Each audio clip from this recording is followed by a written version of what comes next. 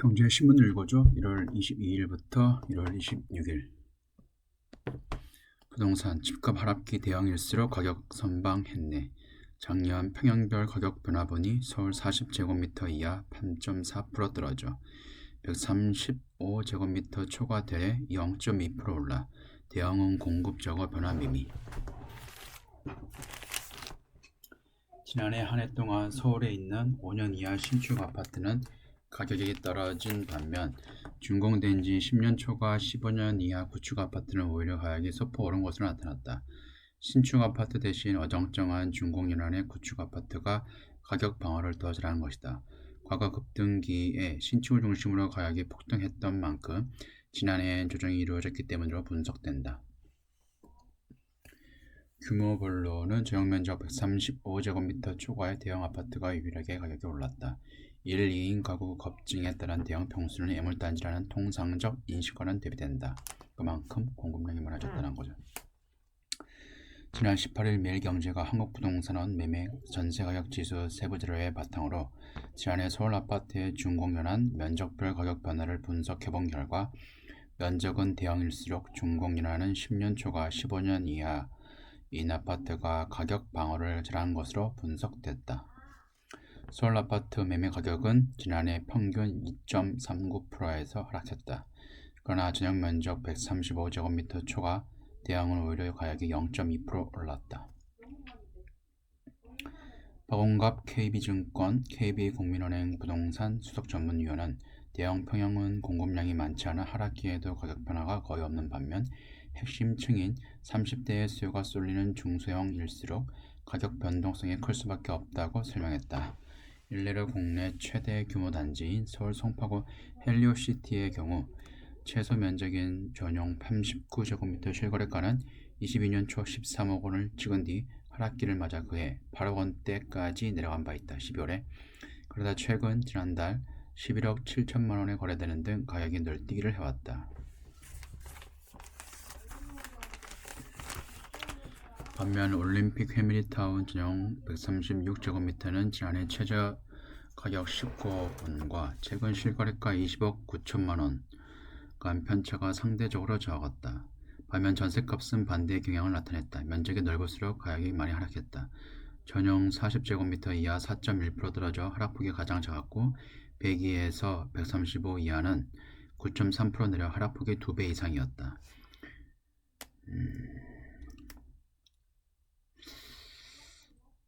해당 준공연한의 서울 아파트 가격이 0.1% 상승했다. 이 같은 경향은 역시 서울 동남권에서 두드러졌다.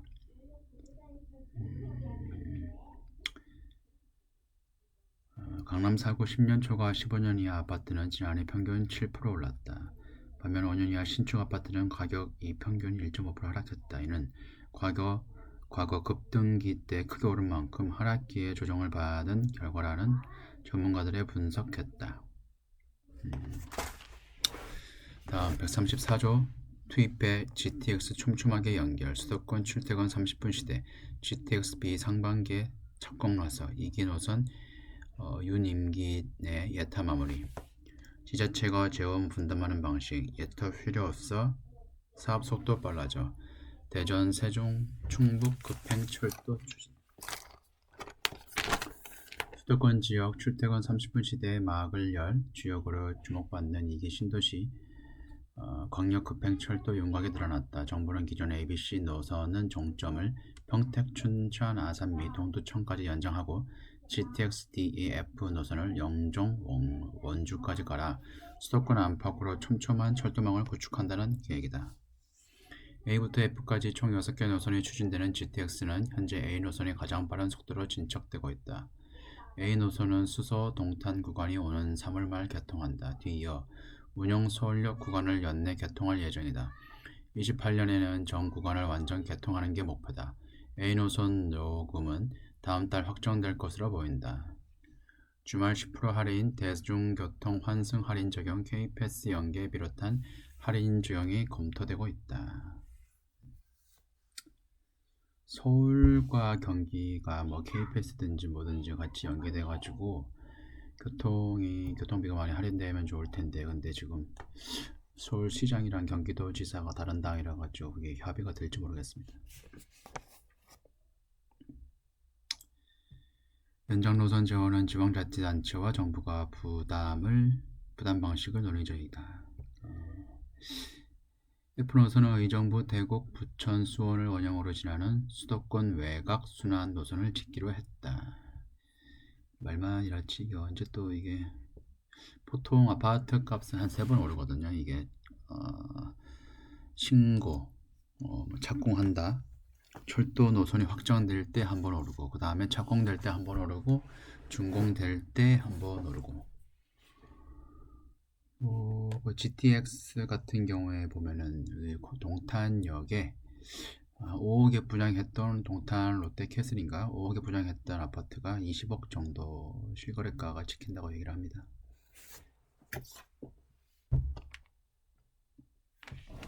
경제, 금융, 주식 등 새해 무너진 펀드, 2차전지 ETF 추락, 올해 한국 증시 부진 이어지자 펀드 수익률 줄줄이 마이너스.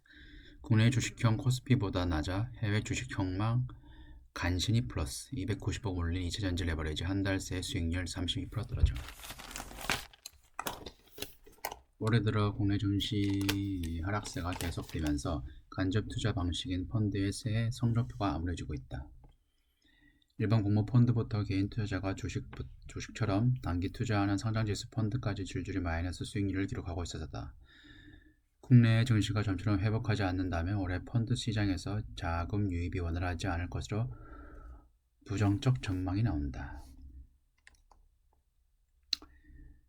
지난해 국내 증시에서 개인 투자자 순매수 상위 10개 종목 가운데 9개가 2차전지 종목일 만큼 인기를 누렸던 2차전지 섹터는 올해 고전을 면치 못하고 있다. 지난해 4분기 실적 어닝 쇼크를 면하기 어려울 것이라는 전망이 나오면서 섹터 주요 종목과 ETF까지 몰아 하락세다.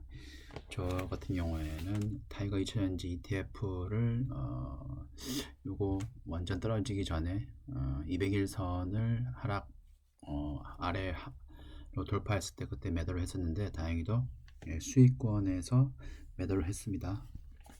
수익 실현을 했는데 지금도 여전히 역대 최저가 거의 신저가 부분입니다. 여러가지 뭐 안 좋은 소식이 많이 들려기 때문에 얼리 어답터 같은 경우에는 뭐 전기차를 많이 매수를 했지만 아직 전기차 충전소 그것도 아직 뭐 국내에 많이 보급이 되지 않았고 테슬라 같은 경우에도 시카고에 마이너스 35도 미국에 한파가 왔었을 때 뭐 충전도 안 되고 급속하게 방전이 되고 그러니까 전기차가 그냥 뭐 섰다고 얘기를 하더라고요. 그래서 그때부터 해가지고 많이 2차전지가 전기차가 판매가 안 되다 보니까 하락이 했습니다.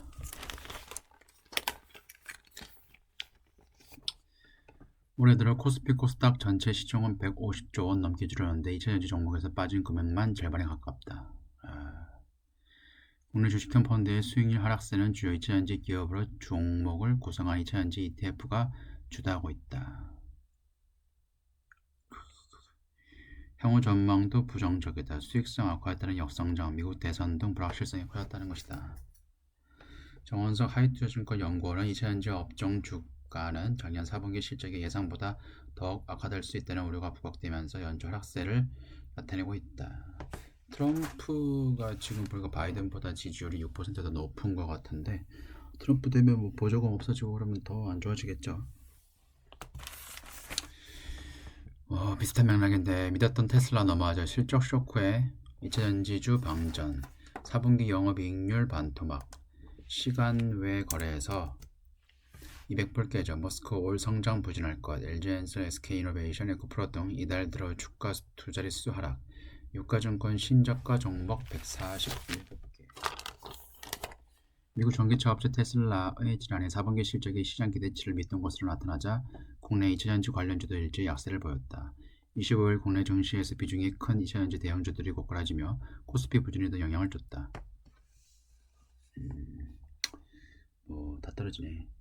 2차전지 관련주가 줄줄이 약세를 보인 것은 테슬라 실적의 영향이다. 24일 테슬라는 실적 발표를 통해 지난해 4분기 주당 순이익 EPS가 0.71달러라고 발표했다. 지난해 4분기 테슬라 매출은 시장 예상치인 256달러에서 미치지 못하는 251억 7천만 달러를 기록했다. 테슬라의 분기 영업이익률은 8.2%로 전년 동기 16%보다 크게 감소했다. 직전 분기 7.6%보다는 높았다. 이처럼 실적이 나빠진 것은 판매량이 제자리 걸음인 반면 판매 가격을 크게 낮췄기 때문이다. 지난해 9월부터 유럽 전기차 시장에서 판매량 둔화세가 뚜렷하게 나타나자 수년간 고가 전략을 고수했던 테슬라마저 올해 초 중국, 독일 시장에서 가격 인하를 결정했다. 일론 머스크가 BYD를 인정을 했죠. 무역 장벽이 없었다고 하면은 중국에 있는 전기차가 전 세계를 휩쓸 거라고. 테슬라는 올해 전망과 관련해 2024년 자동차 판매 성장률은 2023년에 달성한 수치보다 눈에 띄게 낮아질 수 있다며 텍사스 기가 팩토리에서 차세대 차 출시를 위해 작업하고 있기 때문이라고 설명했다. 제가 생각했을 때는 2차 전지를 매수할 시기는 아직 데드캣 바운스가 있을 수는 있지만은 일단은 전기차 충전소가 많이 국내에 보급이 돼야 하고, 그 다음에 두 번째로는 지금 현재 레벨 2인데 레벨 3가 되어가지고 자동차 전용도로나 고속도로 이런 게 책임자가 제조업체가 되는 거거든요. 현차나 테슬라가. 현재는 보조 수단인 거기 때문에 전기차는 결론은 AI 자율주행으로 가야 돼요. 그래야지 이게 2차 전지가 오를 수 있습니다. 제 생각은 그렇습니다. 종합면 반도체 본바람에도 한국 울고 미국, 일본 웃고 2차 전지주 낙폭 커진 코스피 약국제 적자 전망 홀로 소외. 메타 AI 집중 투자 발표 S&P 500 역사적 신고점 장비주 큰 폭 상승 니케이도 사상 최고점 6% 남겨도. 미국 증시에서 인공지능 반도체 순풍이 불면서 주요국 반도체 관련주들이 일제히 상승을 나타내며 증시 전반의 상승세를 견인하고 있다. 삼성은 실적 쇼크고 SK 하이닉스는 실적보다 훨씬 더 잘 나왔죠. 예상보다, 시장 컨센서스보다. 코스피 재전지 관련주의 실적 부진 우려가 반도체주 상승세를 상승시키고 있는 까닭이다. 19일 뉴욕 증시에서 S&P 500 지수는 전일 대비 1.23% 오른 4,839.82를 기록해 역사적 최고점을 다시 썼다. S&P가 이런 추세로 해서 한 5,000까지는 무난하게 갈 것 같은데, 만약 급하게 한 5,200, 5,300까지 간다고 하면, 예전에도 버블닷컴 시절에도 그때도 영업이익은 상당히 올랐었어요. 계속 지금도 기업의 영업이익은 꾸준히 오르긴 했지만, 반면에 그때 기업이익이 오르는 것보다 주식이 훨씬 더 가파른 속도로 올랐기 때문에 그 당시는 또 미국이 기준금리를 인하를 했는데 경기가 나쁘지 않았음에도 불구하고 금리를 정상화하는 방향으로 해가지고 금리를 인하를 했거든요. 금리 인하를 하니까 M2 통화량이 당연히 많아지겠죠. 그래서 돈도 많아지고 기업 이익이 상향이 되니까 주가는 더 선반영해가지고 많이 오르고, 그래서 버블닷컴, 그때 버블이 확 터진 거죠. 지금도 그럴 수 있습니다. 대신 천천히 올라가면 상관이 없겠지만 급하게 상승을 하면은 그만큼 꺾이는 속도도 빨라질 것 같고요. 메타 플랫폼스가 AI 경쟁력 확대를 통해 150억에서 180억 달러를 투자할 계획이라는 발표에 반도체 설계 장비주들이 대거 오른 것이다. 필라델피아 반도체 지수도 4% 오르며 나스닥과 함께 역사적 신고가를 경신했다. 이날 서버 제조업체인 슈퍼마이크로 컴퓨터는 시장 예상치를 훌쩍 뛰어넘는 실적을 발표하면 35.9%가 올랐다. 한국 역시 장 초반 반도체주와 외국인들의 매수가 들어오며 코스피가 상승세를 보였으나 결국 전거래일 대비 0.34% 내리 2464.35를 마감했다. 반도체 소부장주들은 AI 모멘텀이 강하게 반응하며 장중 내내 강세를 보였다. 리노공업이 그때 고민을 했었는데 원익 IPS를 매입을 할까, 리노공업을 매입을 할까.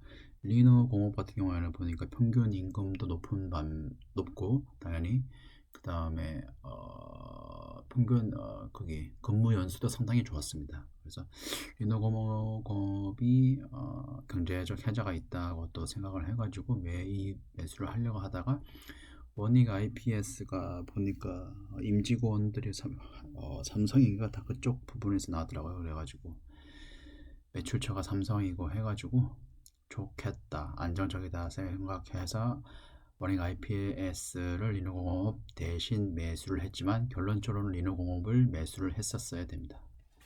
훨씬 많이 올랐거든요. 다음 M7이 이끄는 미국 증시. M7에서 최근 들어가지고 애플이랑 테슬라를 빼야 된다는 M5를 해야 된다는 얘기가 많이 나오고 있습니다. 엔저 덕분에 일본 증시 연일 최고치 하락을. 글로벌 자금 코리아 패싱 미국 MMF에 묶인 6조 달러. 증시에 풀리면 주가 폭등. 탄탄한 미국 경제 상장 견인. 이미 과열 단계 경계론도. 작년 28% 오른 일본도 상승세. 토요타 시총 일본 기업 상상 최고. 수액 투자 비과세 개미 유입. 저 같은 경우에도 한 몇 달 전에 엔화로 환전을 해가지고 일본 증시에 투자를 하고 있습니다. 한국, 중국 증시가 올해 들어 고전을 면치 못하는 것과 달리 미국, 일본 증시는 탄탄한 흐름을 이어가고 있다. 중국 경제에 대한 우려가 커지면서 이탈한 자금은 인도를 비롯한 성장 시장으로 옮겨가고 있다. 인공지능을 바탕으로 한 새로운 성장 동력을 확보한 미국과 엔저를 바탕으로 기업 실적이 개선되고 있는 일본 증시의 주목도가 갈수록 커지는 모습이다. 매그니피센트 7으로 대표되는 빅테크의 실적 호조와 탄탄한 미국 경제 상황은 22일 뉴욕 증시를 다시 사상 최고가로 끌어올렸다. AI 물결이 올라타고 있는 애플, 마이크로소프트, 엔비디아, 구글, 아마존, 메타, 테슬라가 지난해에 이어 올해도 전체 증시를 끌어올리는 모양이다. MS, 애플, 구글 이렇게 가지고 있는데 마이크로소프트는 현재 오늘 낮이라 보니까 수익률은 한 104% 정도 되는 것 같더라고요. 보니까 일부에선 1990년대 같은 증시 과열 전망까지 나왔다. 주가 하락 없이 계속 상승하는 과열 국면이 나타날 수 있다는 의미다. 지난해 28% 오른 일본 증시가 올해도 상승세를 이어가는 배경에는 탄탄한 일본 경제와 기업 실적이 꼽힌다. 23일 열린 새해 첫 금융정책 결정 회의에서 일본은행은 올해 경제 성장률을 1.2%로 제시했다. 일본은행의 대규모 금융 완화 정책도 증시의 호재다. 일본은행은 이날 회의에서 단기금리를 마이너스 0.1%로 동결하고 장기금리 지표인 10년물 국제금리를 0% 정도로 유도하는 금융 완화 정책을 지속하기로 결정했다. 일본 회사 같은 경우에는 수출 기업이 많은데 엔저를 계속 유지를 할 수 있음으로 인해 가지고 수출 기업에 상당히 기업 이익을 많이 줘서 일본 증시가 상승을 하는 거죠. 근데 엔저가 만약에 엔저를 허용을 하는 게 우리나라가 했으면은 뭐 미국이 같은 경우에 난리가 났었겠죠. 근데 일본이 지금 미국 국채 최대를 가지고 미국 전 세계에서 미국 국채를 가장 많이 가지고 있거든요. 그래서 암묵적으로 엔저를 허용하면서 미국 국채를 팔지 않게 해서 서로 암묵적으로 합의한 게 아닌가라고 생각을 하고 있습니다. 그리고 또 일본 같은 경우에는 올해 개편된 수액 투자 비과세 제도를 통해 개인 투자 자금이 몰리는 것도 주가 상승을 뒷받침하는 분위기다. 주가자산 비율 PBR 상승 정책도 증시에 도움이 된다는 평가다. 우리나라도 이렇게 하는. 여기까지고요. 지금까지 시청해 주셔서 감사합니다.